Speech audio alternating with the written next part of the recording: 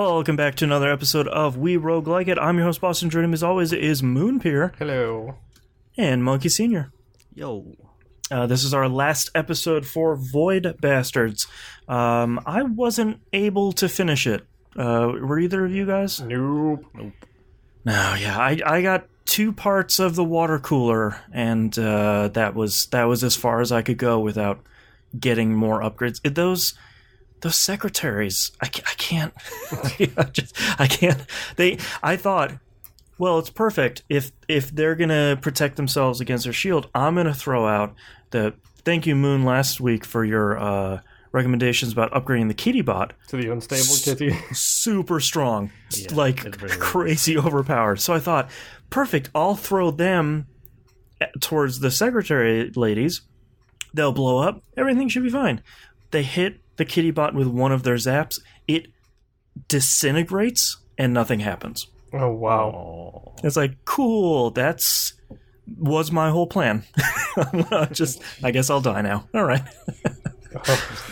Like I tweeted earlier this week, when in doubt, run away. Yeah. That's what I did. Is like what was weird about that ship? The power wasn't on. So I had to sprint all the way to the other side of the ship, turn on the power, and then just sprint all the way back to the airlock. And it's like, I don't have enough food. I have one more thing of fuel. I don't care. I don't want to deal with this.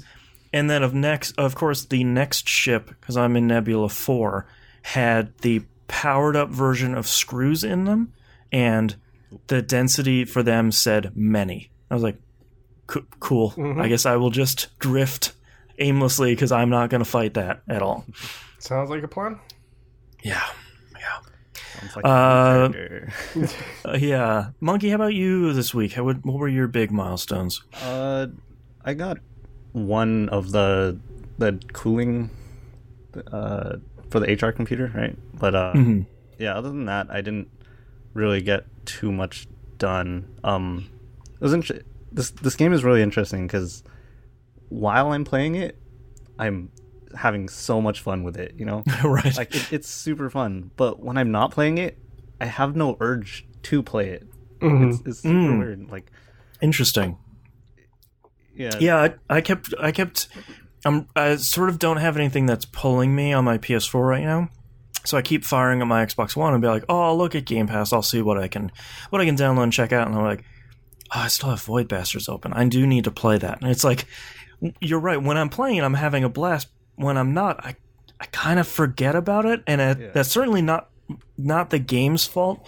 There's just something in my brain that's like, oh, that was fun. All right, just kick that right out of my old brain. I think it's part of the nature of the game is actually pretty good. It's very much forgive the phrasing here, it's very much a run-based game where you can do it's like Isaac, you do a couple of runs, you feel good, and then you don't think about it until you load it up again, and you do a couple of runs, and you get back into it, and then you close it, and you don't think about it. Like, I took 8 months break between the last time I played Isaac and the most recent time. Right. And just slip straight back into it, kind of thing. It's something that works pretty well in the game's favor. Like, you're right, when you're playing it, it's just like, yeah, this is cool, we're into it. Oops, One more ship.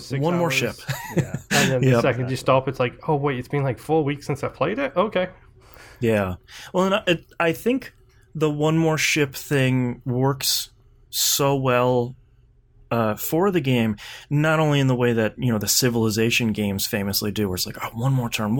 It doesn't take that long. Like, one ship doesn't take that long, like 15 minutes at the most. Oh. And that's only if you have a ship that, you're refilling your oxygen on.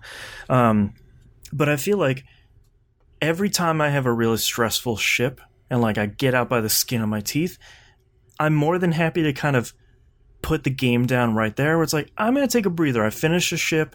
I'm in okay position.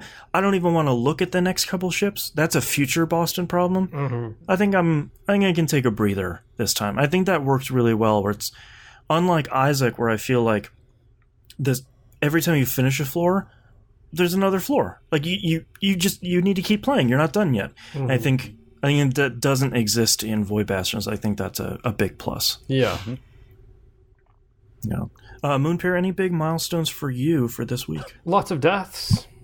Yeah. A whole bunch of deaths. I made it up to Nebula 3 and I'm just struggling a lot. I don't know if it's because of really bad rolls. I don't know if it's because I'm under-equipped. I don't know if it's because my headspace isn't great right now, so I'm not focusing and I'm making really poor decisions. Like, no, it seems like a smart idea to stand around and deal with a whole bunch of those stupid shade people, like, rather than run away from them. The specters. Oh, the spooks? Yes. Yeah. Yeah, it's a good idea to stay and just fight them all rather than just literally run away from them, which is what I did stupidly. Like, as soon as I die, then it's like, yeah, okay, that was a bad decision. You know that was a bad decision, yet you still made the bad decision anyway. Like, so I don't know if it's, like I said, I don't know if it's just bad headspace or what, but no, a whole bunch of deaths. Oh, so many deaths. So many. Yeah, I feel like Nebula 1 and 2 are fine, but once you start getting into Nebula 3, I feel like that's where the difficulty doesn't really spike, but it sort of kicks up a little bit, and Nebula 4 for me is the real hard spot, because you're getting more screws, you're getting more of the pink enemies, you're getting more of the patients, the floating head guys, which I found out this week the Rad Spiker is really great for. You hit them once with Rad Spiker, they infect each other, and they all pop at the same time. And it doesn't alert them when you do that. Downside is, if you miss, you create a little spot of radiation, which is not good. Nope. No, and it's not just. I feel like I got a lot better this week at finding a rift somewhere, clearing out the area, and then locking the doors around that rift, as opposed to just like leaving and being like, well, we'll see what happens. It's like, no, stupid, like lock them in there. Most enemies can't open. I think only the security bot can open locked doors. Yep. So just lock them in there, man. That's pretty smart. Yeah. I did run into the second level of security bots, though, because I didn't realize there's a second level of peepers that spot you faster, take more hits, and spawn a war bot. Oh, jeez. That thing tore me up. I have 1,400 health now on a regular character, and it shoot through that in no time flat. Oh, like the pirates at the start. Yeah, I had another run-in with pirates this week, and I took down... I had the, what are they called? The ion cannon, I think. It shoots out that giant ball and does just a poop ton of damage. Yeah, I had that, and I brought that in, and it did some work on some pirates, and then there was a pirate behind me that was lighting me up while I was fighting the other two. Yep. That didn't feel good. That sounds like pirates. Yeah. Shifty pirates. Yeah. Any last notes here before we get into the next game? Go play Void Bastards. Yeah. Like, it's on Game Pass for Xbox One and PC. It's genuinely a fun game. Go give it a shot, see how it feels. If you are interested in roguelikes and you like first-person shooters, this is a pretty solid one to think of. Mm-hmm. I'd be super excited for another game from this studio, because like while playing it, I was thinking of like things they can do better on this, and like I can see it going two ways, like a more story-based, like less roguelike, or a more roguelike. Right. The story-based one excites me, like that idea excites me so much, because it would just be the exact same playstyle, right? But instead of random characters, you have a bunch of party members, and then you can choose whichever party member you want, and each party member has different upgrade trees, and like maybe they go in as a duo or a squad or something, and then they get special abilities or special traits if they get the relationships up. I don't know. It's right. Like, I would play the hell out of that. I have. Right.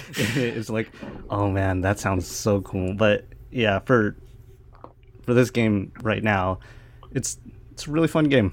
It's really good. And I really wish I wanted to play it more. Right.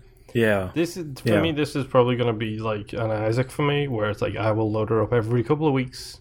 Very much, I do very much a similar thing with Ziggurat.